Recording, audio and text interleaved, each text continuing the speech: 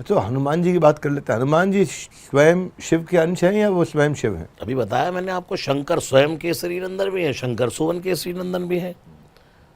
जब भगवान नारद जी बताया आपने, बताया। नारद जी ने जब अपना रूप मांगा, हरि का आपन रूप देव प्रभु मोहि, क्यों मांगा था? विश्व मोहिनी से विवाह करने के लिए।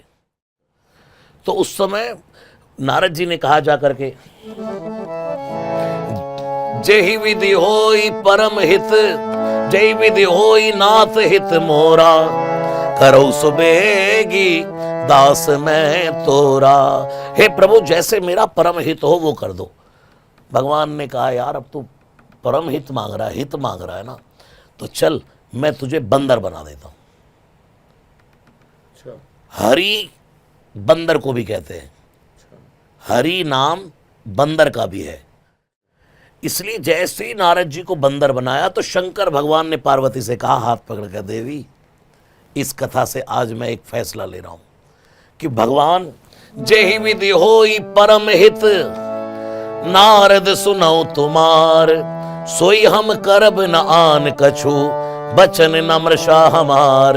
शंकर जी ने सोचा, वाह, नारद जी ने हित मांगा और भगवान कहते हैं परम हित करता हूं। जिसका परम हित भगवान करना चाहते हैं उसको बंदर बना देते हैं। इसलिए आज तुम्हारे सामने संकल्प ले रहा हूं, जब राम धरती पर आएंगे ना तो मैं शंकर का रूप त्याग करके बंदर बन के जाऊंगा। इसलिए, और जब चलने लगे तो चांदी से सोने में कन्वर्ट हो गए। शंकर कौन है? चारु चंद्रावत अंशम। हनुमान जी कौन है? कंचन वरण विराज सुबेसा।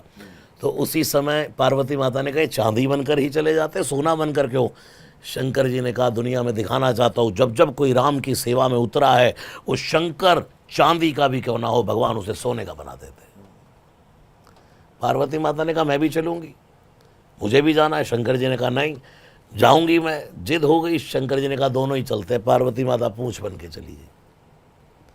इसलिए मेरे श्री हनुमान जी महाराज शंकर का अंश हैं, 11वें रुद्रावतार हैं। वो तुम त्रिभुवन गुरु वेद बखाना आज भी संसार में है। बिल्कुल है।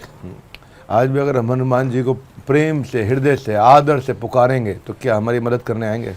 करते हैं, कर रहे हैं, हर समय कर रहे हैं। वो ये नहीं कि आपके सामने गदा लेकर के आ जाएंगे और ऐसे स्वरूप में आ जाएंगे। जी। मुझसे कोई कहे कि आप हनुमान जी का दर्शन किया, आपने आपको होता है, मैं कहता हूँ मुझे कभी नहीं होता, ना मुझे करना है, तो मेरी औकात नहीं है। जी।